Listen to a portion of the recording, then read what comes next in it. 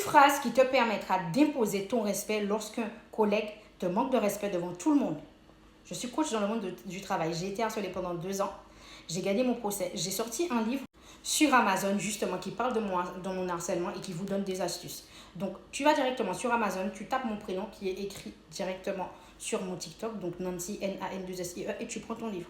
Donc, on va revenir à ce que je te dis. Mais pour ce faire, je vais te demander de t'abonner, liker, partager et mettre en favori. Ça va beaucoup t'aider, ok? Je vais te faire une petite scène. Imagine, tu es au boulot et tu as une collègue qui sort d'une réunion ou qui a une problématique quelconque, qui a mal dormi, qui a des problèmes dans sa vie. Et la personne vient dans ton bureau te parler avec un ton un peu agaçant, exécrable, et elle te manque vraiment de respect. Elle est virulente, elle est désagréable dans ses propos et ça te touche. Parce que oui, c'est humain, donc ça nous touche forcément. Ok, l'ego prend un coup, surtout quand tu es innocent, que tu n'as rien dit, que tu n'as rien fait, que tu es dans ton coin et que tu trouves bizarre que les gens viennent t'agresser gratuitement. Donc, qu'est-ce que tu vas faire systématiquement en tant qu'être humain? Tu vas vouloir lui répondre agressivement, l'envoyer chier, paître, aller compter combien de billes qu'il y avait en 1950 dans la cour de récré à Jacques Paradis et te donner la réponse. Non.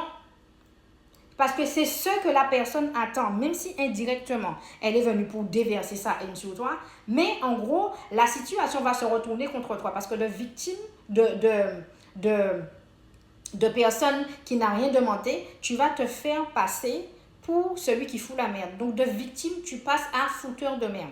Voilà pourquoi il faut apprendre à avoir des stratégies dans le monde du travail et ne pas se laisser vivre et emporter par les émotions. Donc, qu'est-ce que tu dois faire dans ces cas-là, lorsqu'on te manque de respect comme ça, en réunion, face à des collègues ou même seul, isolé? Qu'est-ce que tu dois faire? Alors, tout simplement, tu ne montes pas dans les tours, tu encaisses.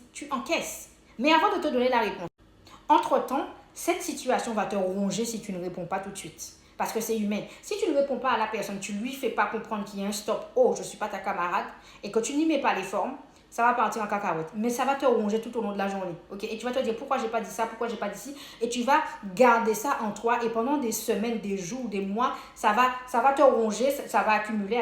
Et un jour, tu vas péter les plombs. Tu vas lui dire tout ce qu'il faut. Sauf que depuis un moment, elle te cherche, mais tu as gardé tout ça en toi qui fait que tu as explosé. Donc, tu le fais mal. Donc, ce que tu dois faire et que tu dois comprendre, c'est OK, tu encaisses ce qu'elle te dit, mais tu vas lui rendre la monnaie de sa pièce. Et tu vas le faire tout de suite. OK? Et tout de suite, comment? Tu vas lui dire, OK, tu le laisses parler, tu ne le coupes pas, parce que si tu le coupes, ça va faire monter la flamme. OK? On est là pour éteindre la flamme et pour s'imposer correctement et professionnellement. Donc, qu'est-ce que tu dois faire? Tu le laisses parler, parce qu'à un moment donné, il va se taire. Parce que tu ne parles pas, la personne va se taire. Et puis tu lui dis, je trouve que tu me parles avec un ton trop condescendant. Moi, ce que je te propose, c'est de te calmer 5 minutes. On prend 5 minutes chacun de notre côté. Tu descends un petit peu, tu redescends et après on reprend la discussion. Parce que là, on ne peut pas entamer une discussion qui est déjà un peu houleuse. Tu t'arrêtes là, elle marmonne, tu la laisses. Tu te retournes devant ton PC, tu quittes la pièce et tu vas faire ce que tu as à faire. Tu lui as parlé promptement, joliment. Tu es resté pro, tu n'as pas insulté, tu n'es pas monté dans les tours, tu n'as pas haussé le ton. Si tu fais ça, tu vas gagner beaucoup en maturité et tu auras moins de problèmes et tu vas aussi imposer ton respect. Je suis coach dans le monde du travail. J'ai été harcelée pendant 2 ans. J'ai gagné mon procès. J'ai été manager de 7 personnes. J'ai été assistante RH, donc je m'occupais des recrutements. Donc j'ai envie de te dire, si tu souffres dans le monde du travail, tu as besoin d'aide. Tu as besoin d'être compris.